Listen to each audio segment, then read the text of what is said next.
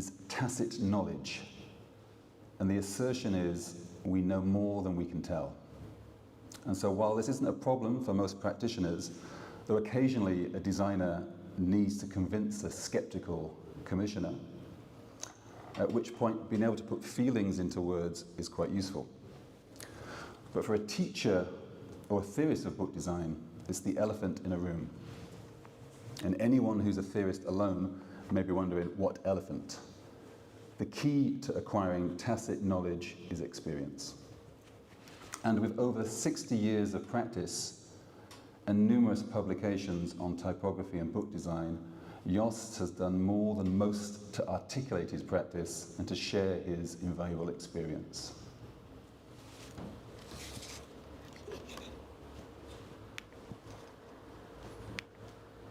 Okay, this is not moving. I'm trying to change slide. Great.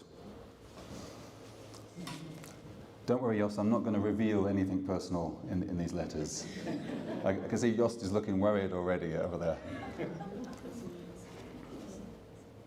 So a Dear John letter is typically a letter of rejection or breakup. This slide does not show your typical Dear John letter.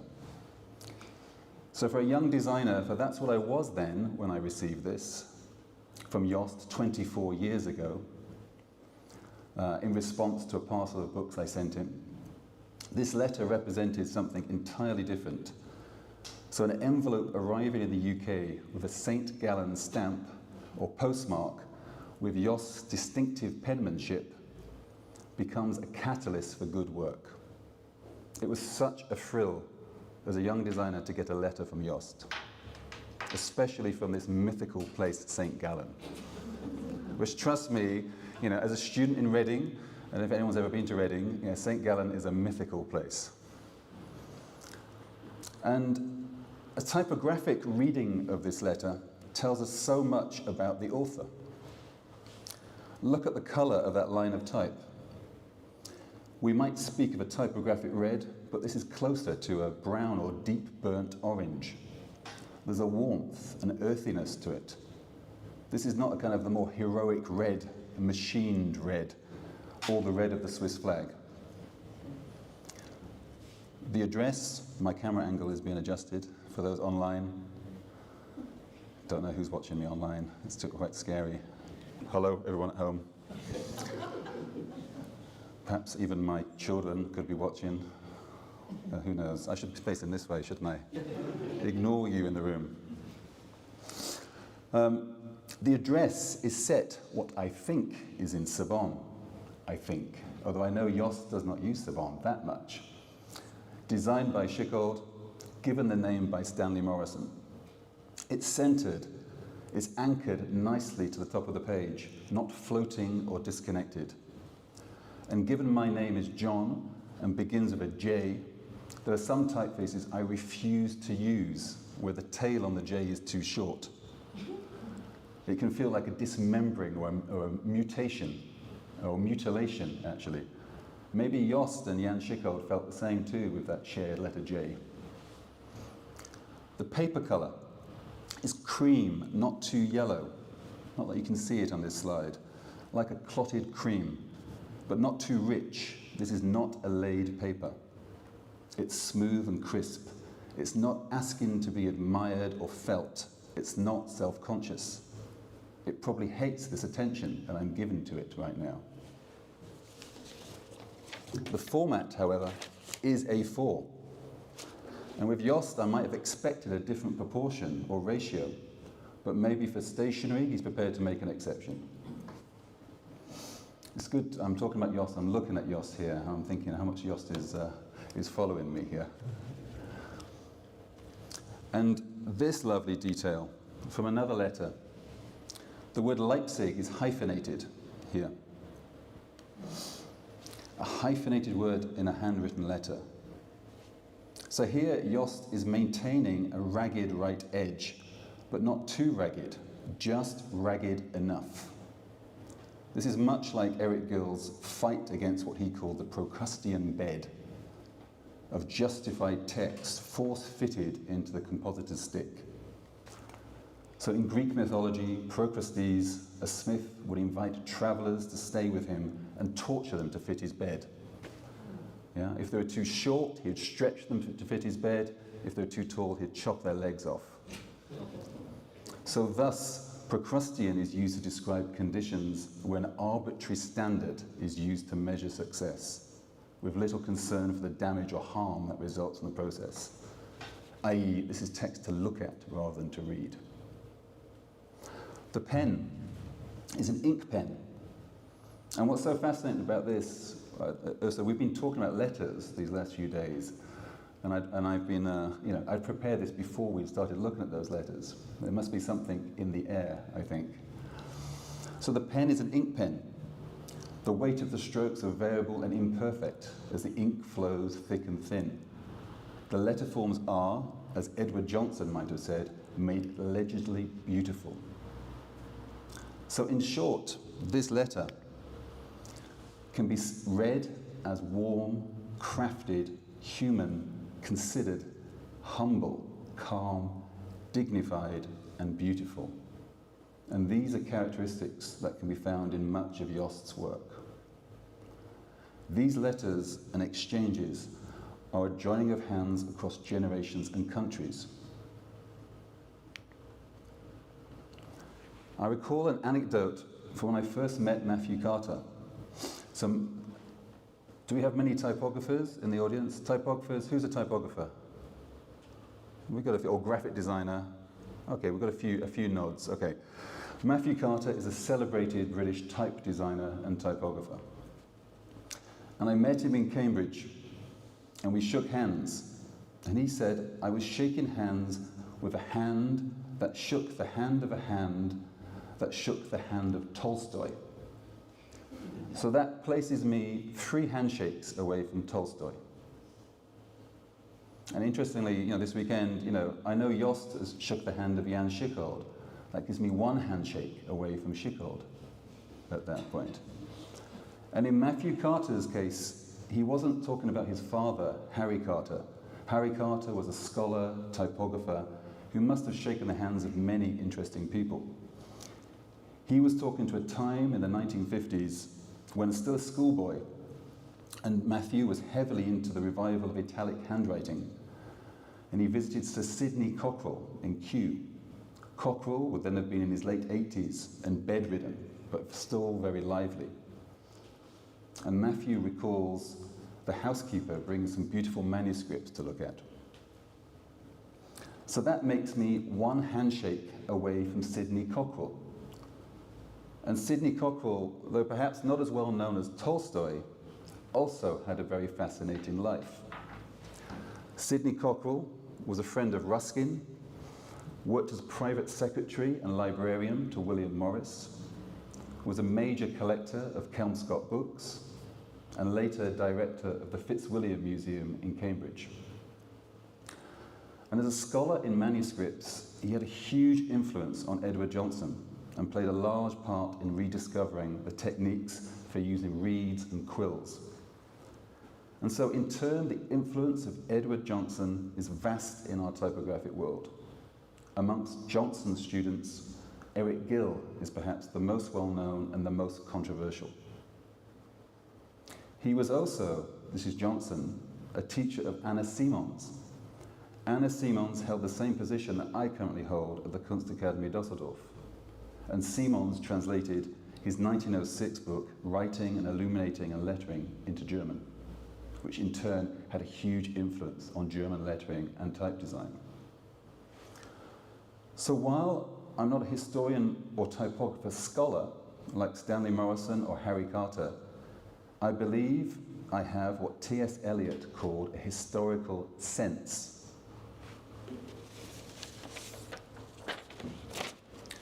A historical sense can be hard to articulate. It's not the same as knowing the dates of when a particular typeface was developed or work of art produced. And I believe a lot of historians and academics don't really have it. I think you acquire this historical sense through doing, making, and looking closely. And sometimes, in the early days, by directly copying the work of others. And T.S. Eliot first referred to this in his best-known essay, Tradition and the Individual Talent, which was published in 1919. One of my favorite essays. Very short, I recommend you read it. And Eliot's idea of tradition is complex and not how we usually understand that word. So for Eliot, past works of art, and of course here, do you hear me enough? If I lean back like this, can you hear me? This is better though, I said. Maybe I'll just pull this closer, too risky. I'm leaning forward, I want to sit back a little bit, be more comfortable. For Eliot, past works of art, and of course here Eliot is talking about poetry, and particularly that of the European tradition. These past works form an order, or tradition. But that order is always being altered by a new work which modifies that tradition to make room for itself. So this view in which the past is altered by the present as much as the present is directed by the past requires that a poet be familiar with almost all literary history, not just the immediate past, but the distant past, and not just the literature of his or own country, but as he put it, the whole mind of Europe. And some parts of his essay are so good, and the mostly German language, you'll have to forgive me here, because I'm going to read a bit more Eliot, because it's so good, but hopefully those English natives online will also understand this fully. So, and remember, where he uses the word poet, you can substitute that with designer, artist, maker, typographer in each case. One of the facts that come to light in this process is our tendency, and I'm quoting Eliot here, to insist that when we praise a poet upon those aspects of his work in which he least resembles anyone else, in these aspects or parts of his work, we pretend to find what is individual, what is the peculiar essence of a man. We dwell with satisfaction upon the poet's difference from his predecessors, especially the immediate predecessors. And we try to find something that can be isolated in order to be enjoyed. Whereas if we approach a poet without this prejudice, we shall find that only the best but the most individual parts of his work may be those in which the dead poets, his ancestors, assert their immortality most vigorously. And I don't mean the impressionable period of adolescence, but the period of full maturity.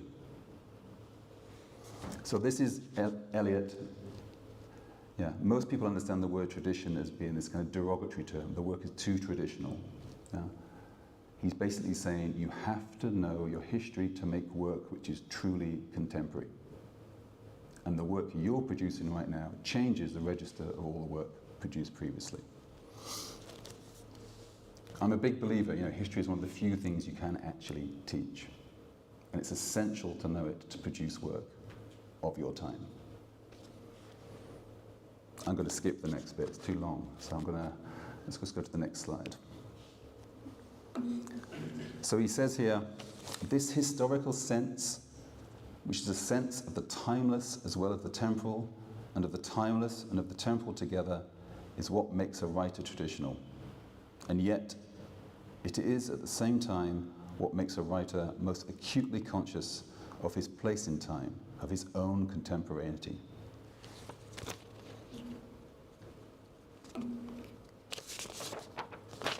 So I started to develop my historical sense as a student in the Department of Typography and Graphic Communication in the University of Reading.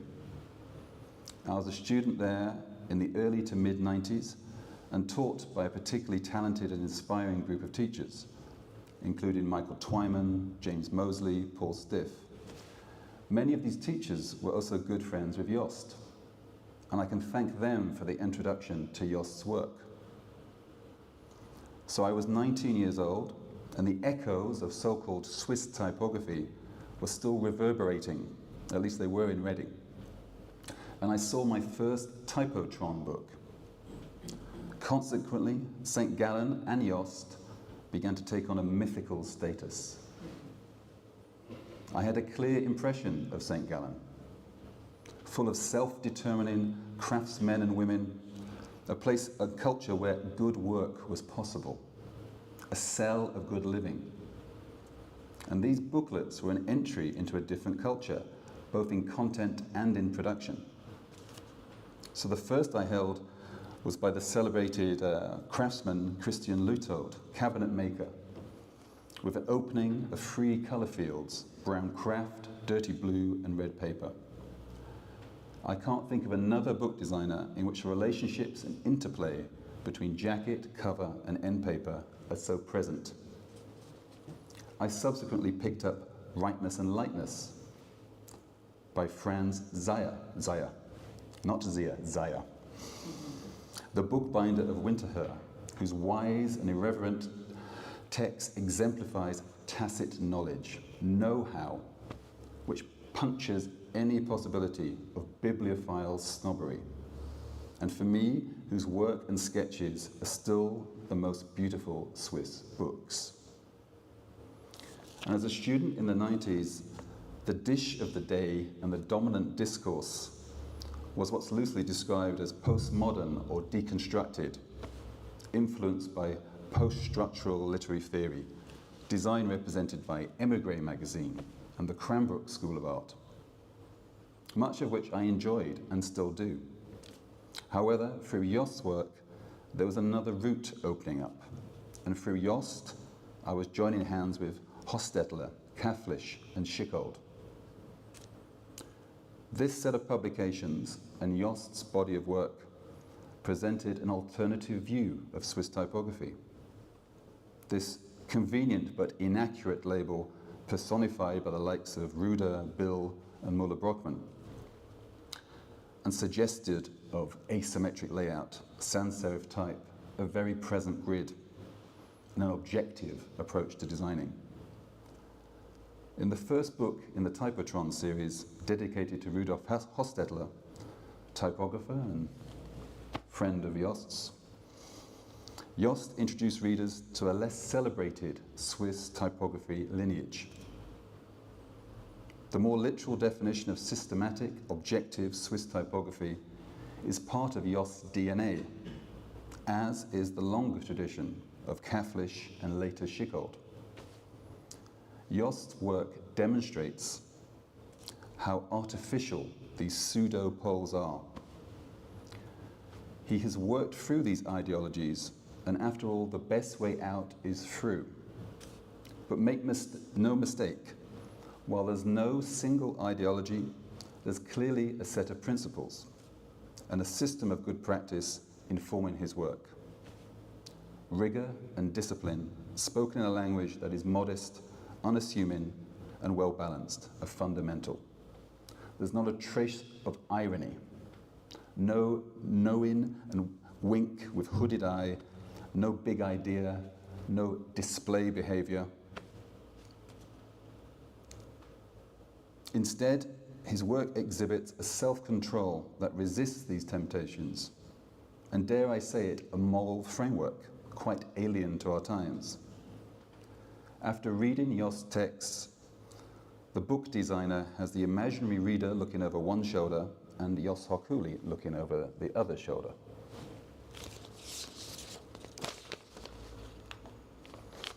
So the subtitle of this talk is A View from England. This is All Saints' Church, dating from the 12th century, found in a very small hamlet of Shorthampton in the Cotswolds, which is a region in central southwest England known for its rolling hills, about 15 minutes by train from Oxford.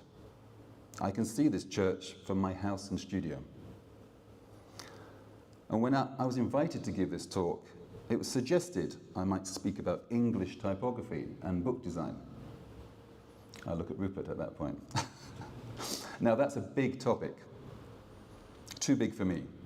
But there was a project I was fortunate to have worked on which connects through time to some of the finest examples of English or British book design and typography.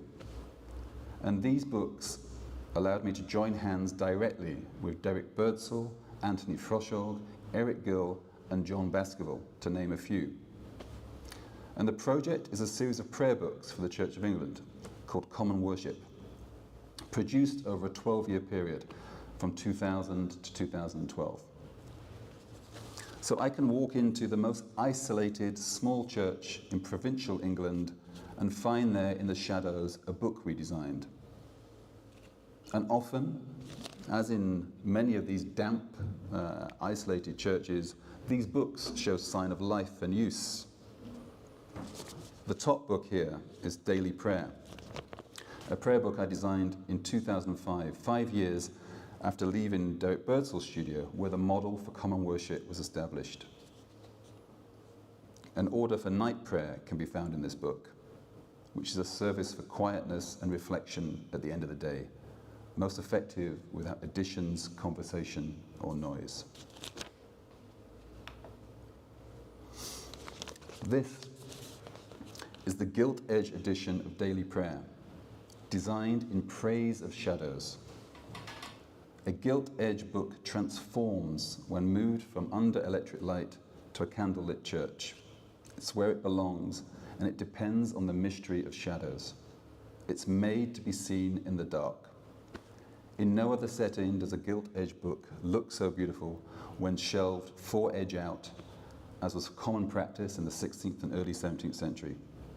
So what might appear vulgar or kitsch in a well-lit home or bookshop becomes active and alive in the shadows. A book designed to be read, yes, but also to be looked at. Tanizaki would go further in his wonderful book In Praise of Shadows and say the object is to be meditated upon, a kind of silent music, evoked by the combination of gold and the light of a candle flickering in the dark. So as I enter any damp, quiet, provincial English church with stacks of prayer books on the pews, I can feel the connection through to all those books that came before. But I can also feel a fear, as he said in Praise of Shadows, a fear that in that room you might lose all consciousness of the passage of time, that untold years might pass. So in 2000, the year they were published, 23 years ago, I sent a prayer book to Jost. In return, as this postcard suggests, correspondence, more of that beautiful handwriting from Jost. And as this postcard suggests, Jost also finds them very English. He says here, very fresh and very English. I wonder what he means by that. Let's try and look a little bit closer into this.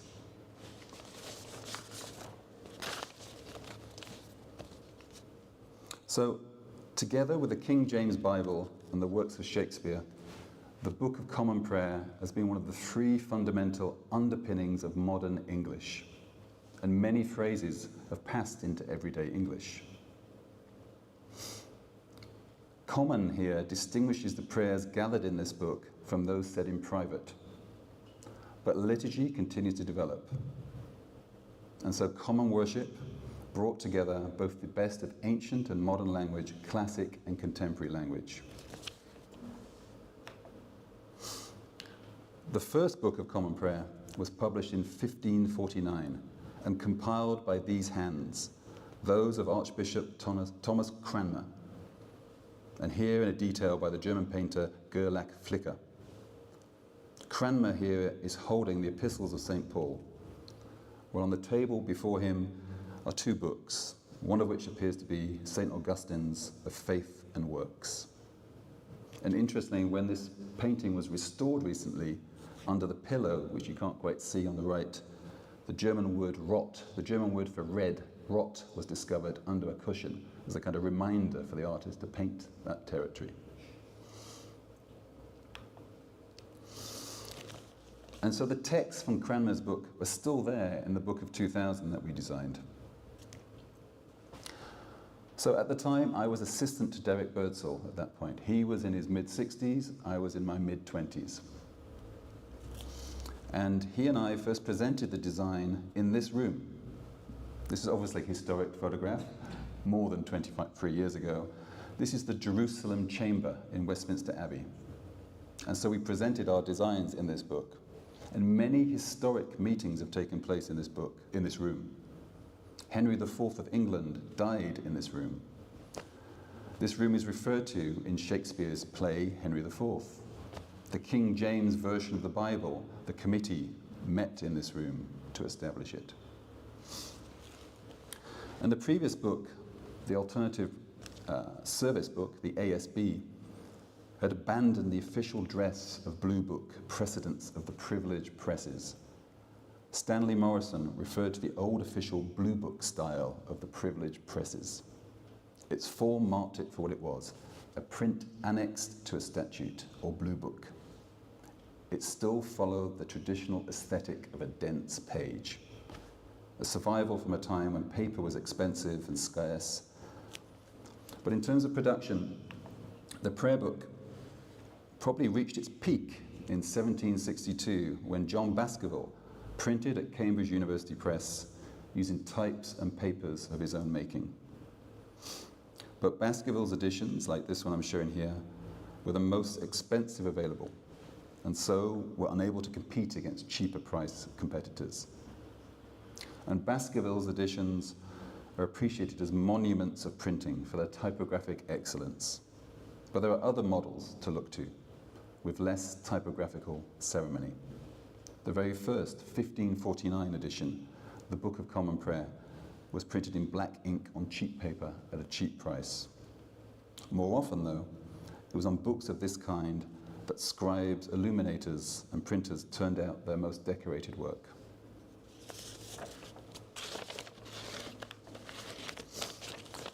When the project started, I was assisting Derek Birdsall, and here he is in his studio with the painter Francis Bacon. And here we are, at the announcement of our appointment, Derek in his mid-60s and me in my mid-20s. Derek was taught by Anthony Froshog at the Central School in London. Froshog is recognized as one of the most influential exponents and teachers of the so-called modern typography in Britain. Let me just so our edition is the one on your right in the audience here. Golden section in proportion. The previous one with this kind of calligraphy is the one that was redesigned. We made rubrics red again. They were blue in the previous book. This is the standard edition. And I'm showing this now because soon you'll see the influence and the joining hands. And perhaps we can get closer to what Jost said when this looks very English.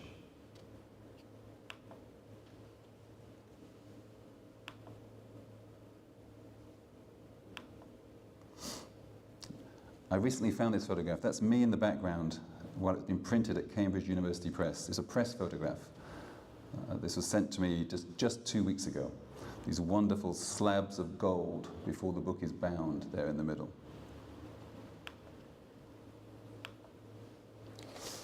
So back to Froshog. So he was taught by Froshog at the Central School in London. This lineage and holding of hands is made explicit in this book. So this is an early example of perfect binding. So in 1946, perfect binding was quite new and not so perfect. So on the first page of this book, we can see an AF where Anthony Froshog inscribed this book and gave it to DB, Derek Birdsall, in 1954 when Derek was 20. And then in 1995, Derek passed the book on to me and inscribed it with JM for John Morgan when I was 22. And these connections are often implicit, but I treasure this document for making them explicit at that point. Froshog's influence on Derek can be seen all over the prayer books, as in turn can Eric Gill's influence on Froshog. And so the book finds a place in this line of warm British modernism, what I call warm British modernism, as opposed to a more heroic European version of modernism. And I think we can weave Rudolf Hostetler into this story too. So this is a piece of work by Froschorg, with a kind of incomplete rubrication there. I don't have a full caption for that, sorry. And so, the printer's terms, published in 1949, and I can't look at this book without seeing the direct influence on Anthony Froschorg, no more so than in the display of this Anglo-American and Dido typographic spacing system.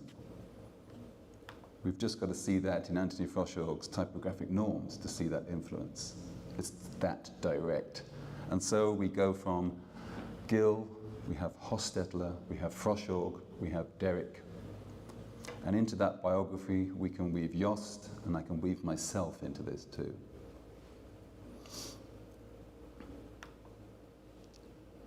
The image of an open book in a church.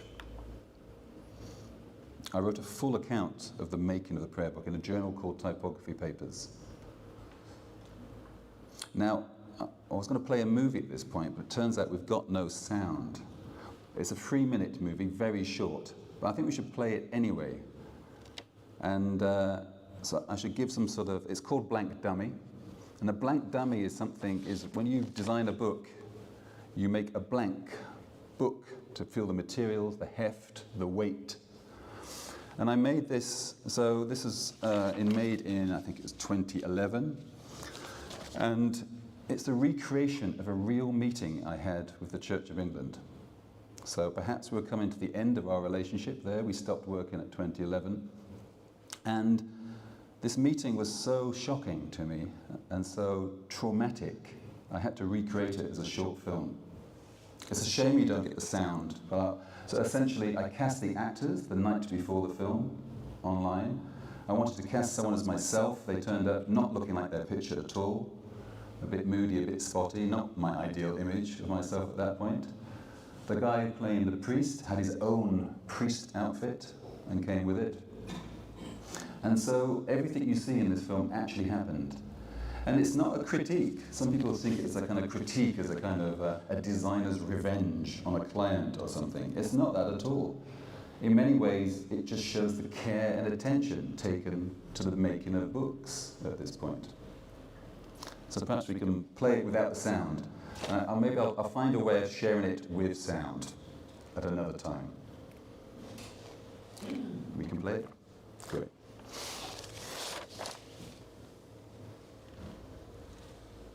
Here, have a look at the dummy.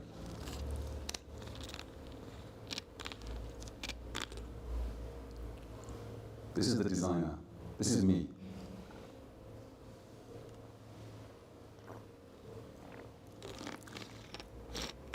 I'm saying, yeah, that's a bit toothier, but feels okay.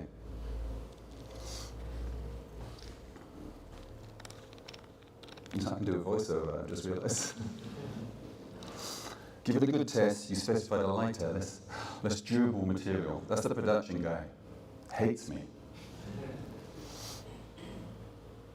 Yeah, she's saying, yeah, it seems to crack along the spine. Give it a good test.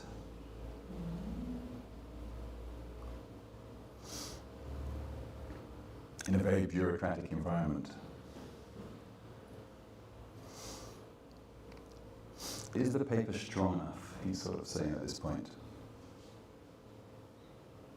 A bit thin.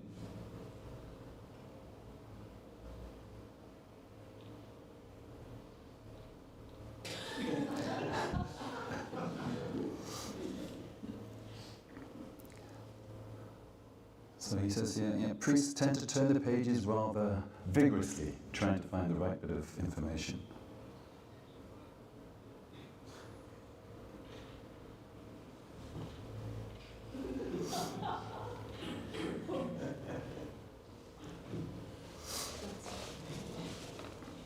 Would it withstand hot wax dripping from a church candle?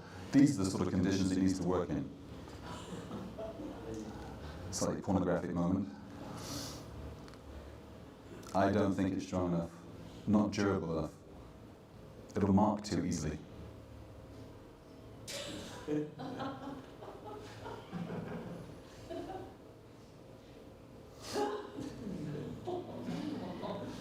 That really happened. He put it back on the table and said, "It's marked." Well, what a surprise. He threw it against the wall. I was in a state of shock after this meeting. Sadly, I was the only person from my studio in the room. And so I decided, almost as a kind of therapy, to make this afterwards at that point. All that happened, apart from the church candle bit. Extraordinary. But not a critique. It just shows the care and attention actually given to these books. Can we go back?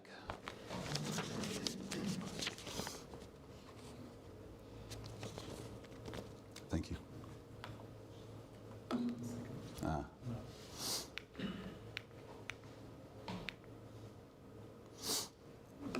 So time to leave the Holy Trinity behind, I think.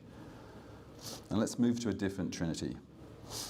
So the use of gill sands, and this is, by the way, this is a design by Jost Hochuli. Most of you probably know that already.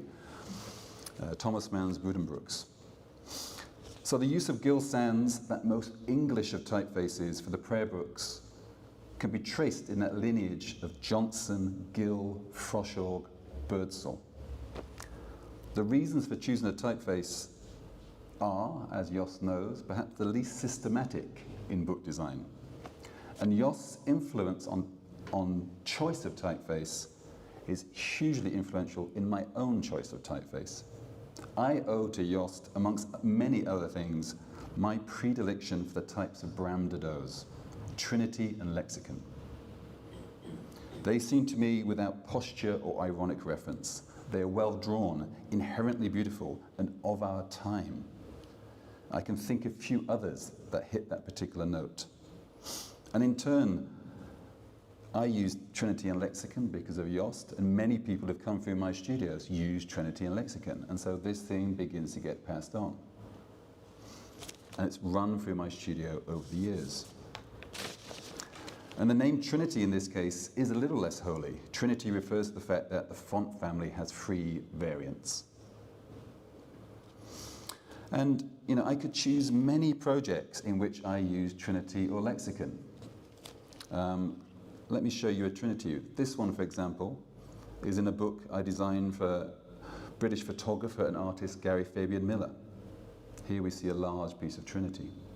I just want to bounce between the two a bit, Of course, other people use Trinity too, but let me make this connection, my joining of hands and my debt to Jost kind of overt. Here, a long measure inside, a very generous measure.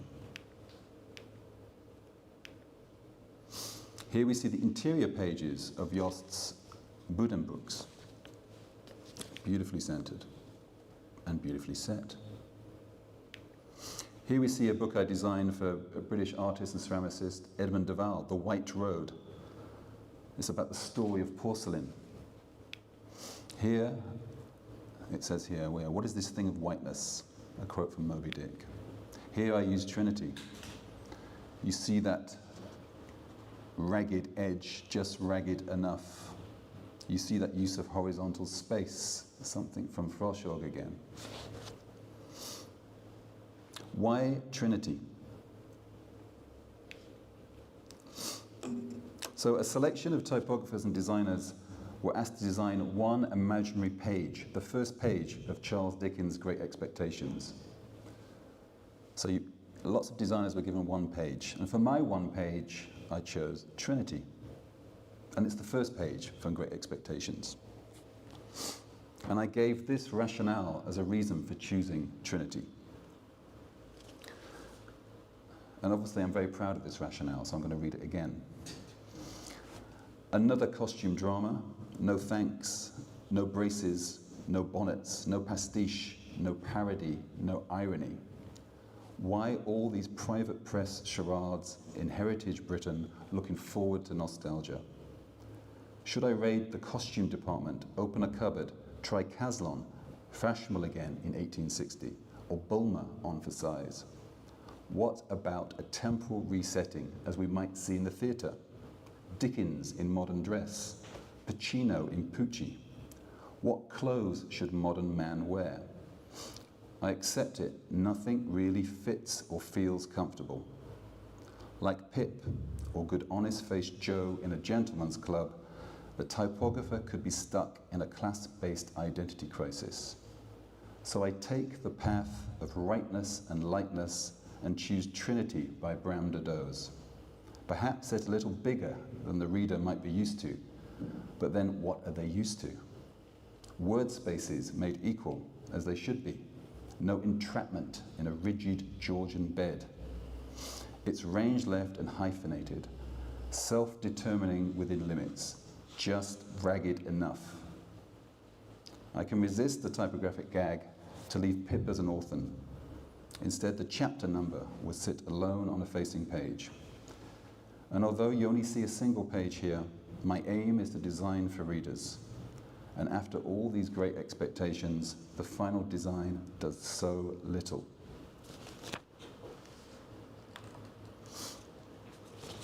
And Eliot, in this essay where he was talking about historical sense, he ends this essay with these beautiful lines. And he in this case is the poet or the writer. And he is not likely to know what is to be done unless he lives in what is not merely the present, but the present moment of the past, unless he's conscious not of what is dead, but of what is already living.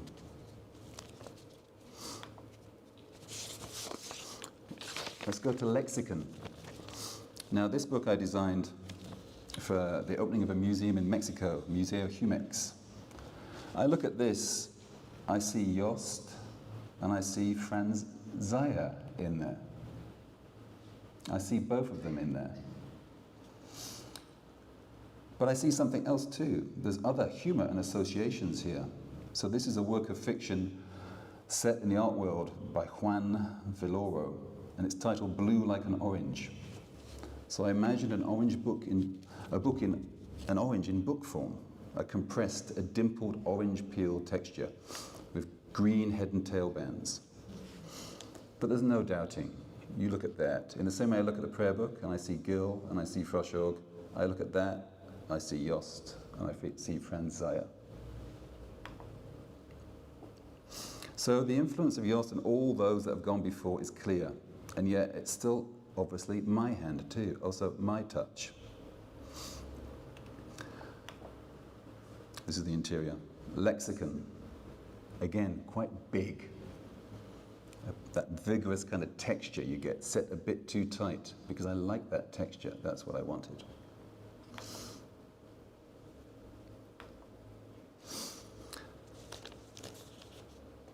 Let's come on to Benjamin. You know, I remember I once asked Jost to choose a single book from his library. It was a previous visit to St.Gallen. I think I was in a hurry, I had to leave. And he pulled out a book designed by Jan van Krimpen. It was just near to hand, so I don't think there's any importance in that particular section.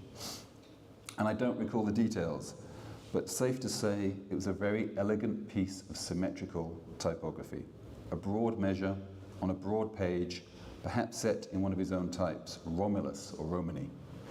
We admired it together, and then Jost said, "Of course, we can't make work like that anymore." And these words struck me cold. Straight to the core. Of course, I know he's right, but it was said with such belief and such finality that any possibility of me doing a pastiche of that book was extinguished at that point too. Because it's tempting to go into that territory sometimes, to do it as that is exactly. But perhaps he wanted to make sure I didn't misunderstand his admiration, that this was not a model to be copied faithfully. And by saying that, Jost didn't mean that we don't have the capabilities or skills to do this. Rather, it would be a misguided act of pastiche or a more sinister parody. You know, as out of time as walking down the street wearing a flannel suit and a trilby. You'd get attention, but not for the reasons intended. And so, if you take your books down from your shelves and lay them on the floor, you risk exposing yourself, as Walter Benjamin expressed in his 1931 essay, Unpacking My Library, to a spring tide of memories. So the orderly state of shelved books forms a dam of sorts. And by displaying the spines alone, the memories and feelings are just about held in. And we all know that sensation during the unpacking of the library, that when the dam is broken and you sit facing the books you've read, collected, or received. And when you've also designed those books, this feeling has another dimension. And when you've been designing books for over 60 years, as Jost has, the feelings must be immeasurable. The books are capable of evoking memories of times, places, thoughts, and experiences from the past.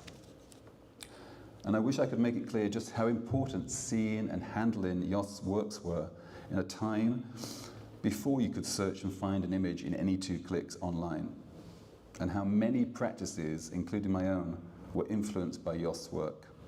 It reached far beyond St.Gallen. I can pick up a typotron and see into my own distant past. And so Jost's typobiography, the title of his recent book, weaves through my own biography. And these books became muses to me. Where best to find your muse? In those pre-internet, pre-digital days, my muses were picked up by searching the shelves and piles of books in Zwemmer's bookshop or the other bookshops on London's Charing Cross Road. And the designer knows the unwritten biography of each book. They evoke the city they were made in, the late nights, the working relationships that stood the test of time, and those strained in the process. Some you might look on fondly, others you may never want to see again. Some you only see the book you wish it had become. And in any biography, there's another life in the head, known only to the book's subject. The books in Jost's forthcoming typobiography, or the German edition is out, I think the English book is forthcoming. They're silent witnesses to his work in life. The reader is left to speculate on the messy reality. Jost is, however, occasionally prepared to reveal the grid. He does so partly to help our understanding, but also to celebrate the formal beauty of it. They can appear like the grid used in this asphalt-wrapped 6-bar, like secular cruciforms, so beautiful they can only inspire without risk of destroying the magic or wonder. Now, we were just looking at this book in the library outside, and I said, I wonder how many asphalt-bound books are. So asphalt is a building material. So this cover was, here it is. This is a material not designed for binding books in. It's a building material. And I wonder how many there are out there in the world. Well, here's another one. Here's one I did. Yeah, I wonder where I got the idea for that from. Perhaps. This is for British artist Helen Martin. In my case, the grid is even more pronounced in that case. Printed silkscreen, this is the artist's design on the top. This was published in 2015, a year before she won the Turner Prize. I also discovered it's not so easy to source and bind a book in asphalt. It's better suited for roofs, not books. And for an extra perversion, I added a head and tail band all the way along the bottom of the book. Extra perversion in this case. Yeah, this is the head and tail, a Kopfband, as they're called in German, at the top and bottom. In this case, it runs all along the bottom. And as for the interior, the grid becomes even more secular at this point.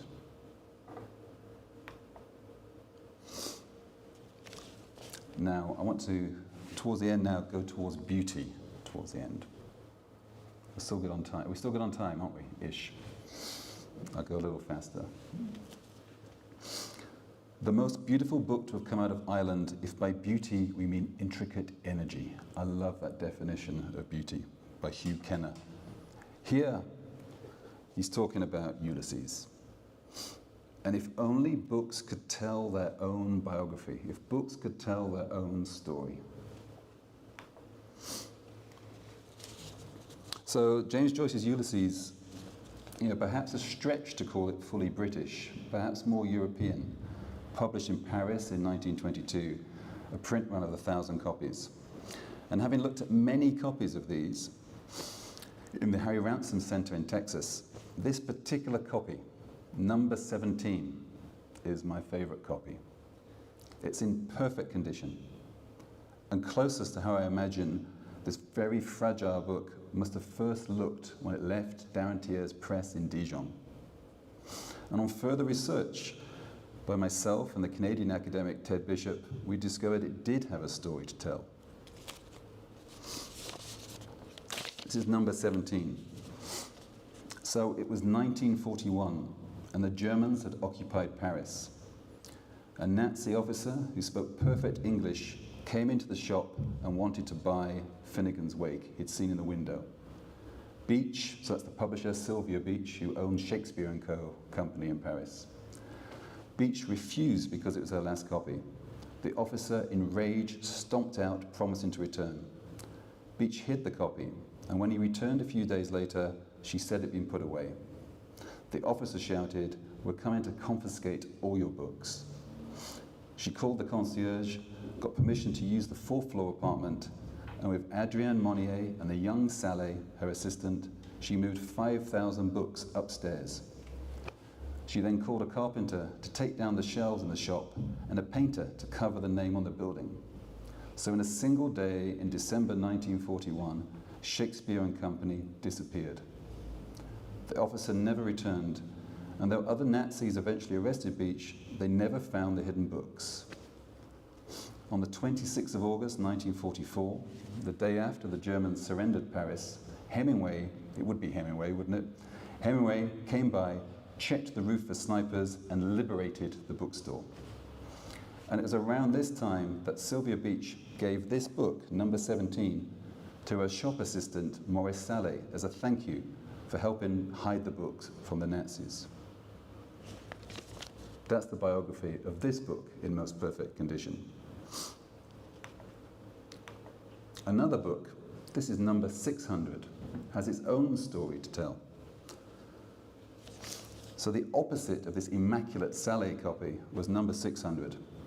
The edges of the cover were ragged, the blue and white darkening towards brown, and the spine repaired with cellophane tape.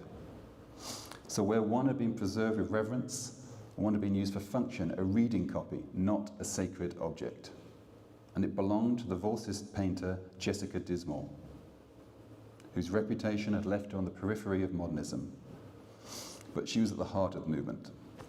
She joined Wyndham Lewis's Rebel Art Centre, contributed poetry and illustrations to Blast in 1914, and she signed the Voltist Manifesto. Later, her poetry was published in a journal called The Little Review. And in the same issue, she was published in the same issue along with Ezra Pound and Wyndham Lewis and James Joyce, where Ulysses made its first appearance and the first episode. And so in 2022, I was a bit close, thank you.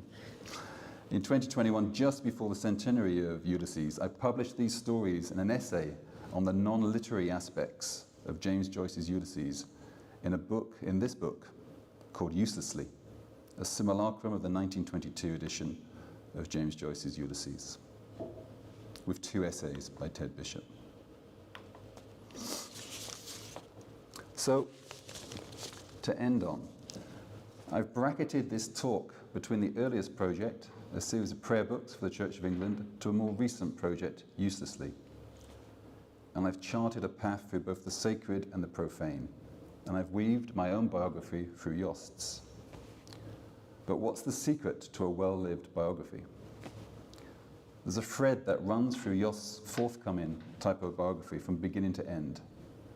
The first piece of Jost's graphic design work illustrated in the book is a poster set with metal and wooden type for a Bach recital from 1963, which you see here. Whereas as Jost states, the influence of Swiss typography, with a capital S and capital T, from the time is unmistakable. The last book illustrated is Thomas Mann's Buddenbrooks and commentary, designed by Jost in 2000, and beautifully set in Trinity. And by happy synchronicity, the journey between these 2 jobs and the connection between Bach and Mann are brought together in an account of a story told by Colm Tóibín in The Magician, a dramatized account of Thomas Mann's life. So Man evokes the story told to him as a child by his mother, in which he tells of Bach walking many miles as a young man across the country through the wind and rain to meet Buxtehude, the great composer and organist of the Marienkirche in Lübeck, to learn the great secret of his trade that only Buxtehude knows. But what is the secret? Thomas asked his mother. It is called beauty, his mother said. The secret is called beauty. He told him not to be afraid to put beauty into his music. And then for weeks and weeks and weeks, Buxtehude showed him how to do that. So dear Jost, I'd like to thank you for your encouragement, generosity and friendship, and for inspiring us all to find the courage to put beauty into our work. Thank you.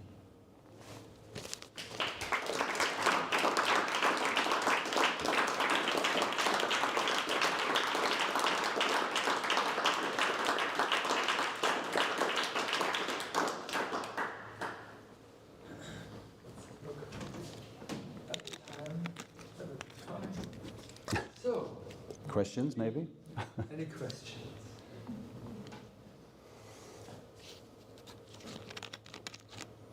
Sounds like I covered it. Sie dürfen gerne auch Deutsch sprechen.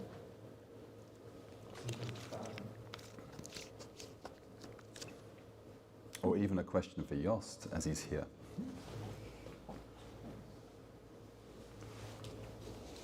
Now, I was surprised to see the Book of Common Prayer to be that big. All the prayer books I know from German-speaking countries are much smaller. Mm-hmm. So are you printing and writing in this prayer book? Mm-hmm. Well, it's grown over time, hasn't it? These are layer upon layer. It's been constantly rewritten, and not a static thing. And then moments it gets fixed in moments in time. I see. Yeah. And of course there are many different types of prayer book. We show there too. Yeah. Question? This book done, I mean the testing, Yeah. root testing, is this still standard today? Or? Yeah, no, that's very unusual. I've never had anybody throwing a book against a wall before. I think really it's a bit like the kind of blank dummy c'est moi sort of thing. I think I was the book, and I think he was throwing me against the wall. I think that's what was really happening there. But it's quite, we know these kind of, which is what I particularly enjoyed about Jost's typobiography too. There was no salacious anecdote or stories, but I know Jost has lots of stories. And so I hope there's another book where the real dirt comes out in these relationships. Yeah? That's a book. That's a book I want to read.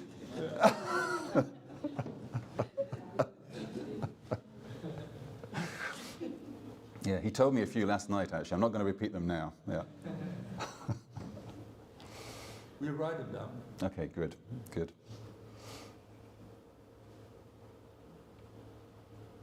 Well, let's wrap it up. John, it is for me at the moment very difficult to say anything. Mm-hmm. I must say I'm proud being named alongside Stanley Morrison, especially the Norwegian type. Forshaug. Yeah. Yeah.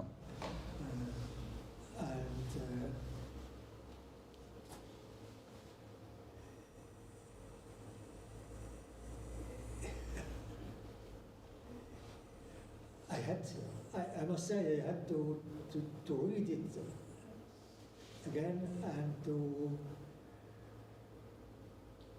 thought all the things over, to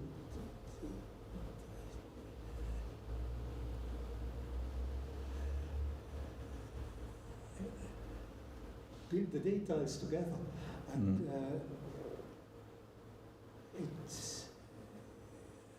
was quite a demanding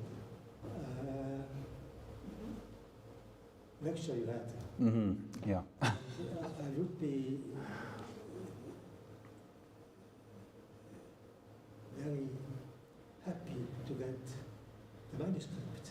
Yeah, I'll do an edit. I cut at least half of the T.S. Eliot stuff out as well, you know. Yeah, happily, yeah. For instance, that you show Thomas Mann and the Bach poster together. I like it, but I never dreamt about such a clash. Yeah. In my view, but Yeah. if I see, it's not a clash. Yeah, I know. And these are literally, this is the first image in your book and the last one, apart from the typeface. So this is the bracket of your typobiography, these two. And happily had that story. It's in a certain way it was like last Tuesday is Caillou. I was disoriented because they pointed to the locality. Always to the locality, the locality. Seeing from Daegu, from South Korea, it was for her so important that I made books about people and topics connected with St.Gallen. For me, it was absolutely, well, yes, a self-event. I come from here, but it was not. I didn't mean it as a speciality. So many of the things you said, it's now it's even more difficult for me to sort it out. Yeah, to unpick. But nevertheless, thank you. Oh, it's a pleasure. No, thank you. Yeah. Das war eigentlich ein schönes Schlusswort. Nice last word. So thank you once more, once again. Pleasure. Thank you, Jos, and thank you all for coming. Thank you.